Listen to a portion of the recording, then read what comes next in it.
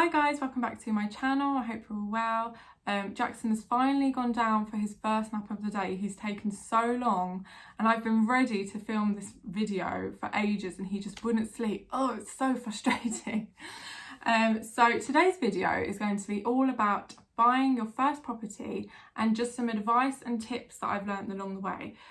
So we bought our first flat. We bought it I think two years ago. We didn't stay there long. And then 2 years later we bought our first home, and that was in March. So I've kind of been through the whole buying process twice now, so I'm going to kind of use my knowledge. Obviously I'm not an expert at all, but it might be useful to hear some advice from someone that's kind of been through it, who didn't have a clue what to expect to begin with. And yeah, I hope you guys find it useful. So my first advice would be to find yourself a mortgage advisor. What they can do is they can tell you how much they can lend you, how much deposit you will need depending on your income. And then once you have that information, you know, right, I have to save 20 grand if I want to buy a property for 250. And if they're not if they're not willing to lend you much, then at least you know, okay, it's fine, it's still possible for me. It will take me a little bit longer, but I will get there. So I might need to save 30 grand rather than 20.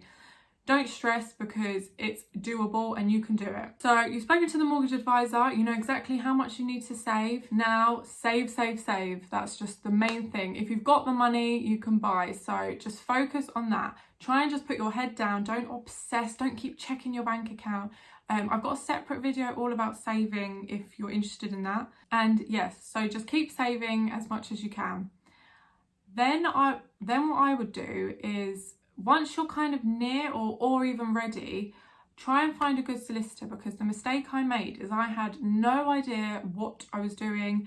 We hadn't even done the steps that I'm telling you now. We went in like all guns blazing, we rushed, we found a flat, we put an offer in. We didn't even know whether the bank would lend to us. Like literally, that's how bad it was. So find a good solicitor. Do your reviews, look up all the reviews on them, ask around family and friends if they've used any solicitors in the area.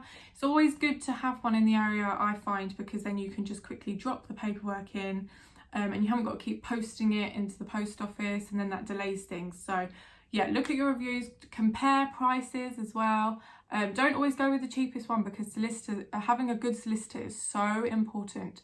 If they are rubbish, it's going to delay things. Then the seller might drop out, and you just don't want that. Okay, so you've got the money, you've got your mortgage offer, and you've got a good solicitor. Now you need to find a property. So think about areas, think about what you can afford. Is there public transport there? Where we live, there is pretty much no public transport. I mean, there's a bus which comes every like 40 minutes, and you have to really drive if you live here. So luckily I don't have to commute to central London. If I did, this probably isn't the best area. So just think about that. Even if it's coming up cheap, do you want to have to commute to work and it take you an hour and a half? Some people don't mind it. Some people just put their headphones in, read a book, it's fine. I couldn't do it. Don't be put off if a property is slightly over your budget, because most of the time they put it up a bit higher, expecting someone to offer slightly lower anyway. So don't be put off by that.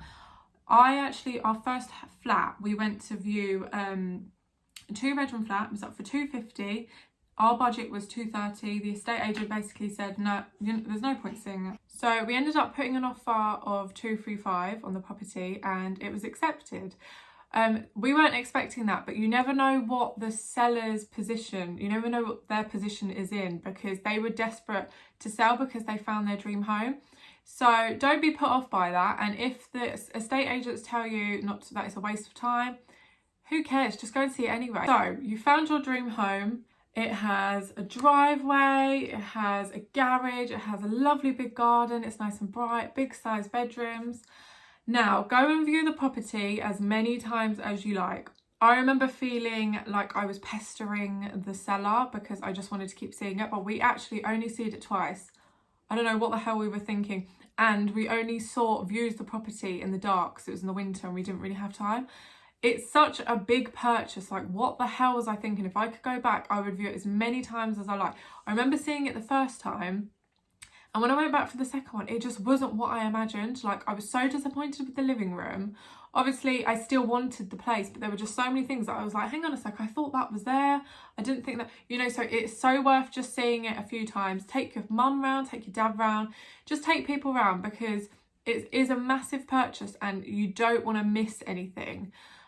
So also another thing, go in the daytime and go and look in the garden, because make sure the sun is facing your garden, because if I had bought a property and the sun, I didn't even know that, luckily for us, the sun is directly onto our garden. I think they say like go for a south facing house or something like that, I don't really know.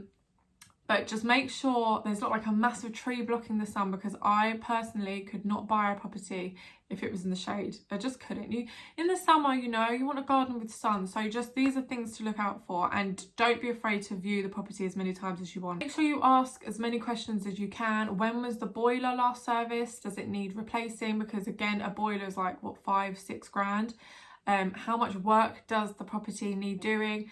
Our first property pretty much needed redoing. It was quite outdated, like floral bathroom. Because we were overexcited, we put all our money into our deposit. We had no money to do it up. We then had to do it up once we got paid, like weekly. We ended up staying at my parents' and it took us 6 months to do up, and biggest mistake ever. We should have either just moved in or waited and bought a different property. So don't rush. If it needs a lot of work and you haven't got it, and maybe you might be in a position to move in and then just do it up room by room, in that case it's fine. But just think, if it's already like above your budget and it's quite expensive, if you're gonna pump in like another 10-15 grand into it, will it be worth it in the end? Like, will you make money on it? Because I know that's something that's quite important to me. I need to make sure that I'm not staying here forever, and I want to make sure that when I do sell, could potentially earn on it. Also, make sure there's scope to extend, because if you are planning on staying there for a long time, obviously we're planning on moving in a few years, but who knows? You just never know. We might end up staying, we might not be in a position where we can move, and then in that case, we would extend into the loft or in the back. So just make sure these things, obviously, if that's not a big issue to you, then it's fine. But I just know that these are good selling points, and people are more attracted to houses where they can, you know, extend. Okay, so you found your dream home and now you're ready to put an offer in. So I would suggest, obviously, don't go in with the asking price. If you love the place, you have the money, it's a good price, then obviously go for it. But, and don't, of course, take the mick and go like 20 grand down or 30 grand down, because they're just going to laugh at it and they won't take you seriously. So go for like a realistic offer. I mean, 10 grand is actually fine. Like, what I would suggest maybe is going maybe like 15 or 10 grand down. And then there's like room to negotiate. So you start off and then they'll come back and say, no, we'll accept this.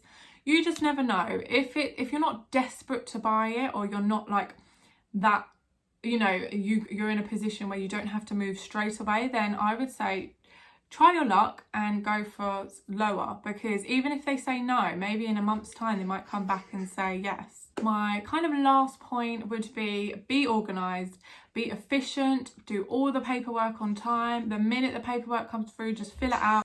Don't cause any delays, because you don't want to be the reason for the delays. You don't want the sellers to end up pulling out. So that's key really to buying a property, is to be organised, be efficient, and do everything on time. I'm going to be doing more videos all about this. I'm going to be doing mortgage video, or the whole process, all about the fees. I'm going to like combine them into one, because I don't want to do too many videos all about this. But I hope you found this video useful, and if you did, please give it a thumbs up, and please remember to like and subscribe. Thanks guys, bye.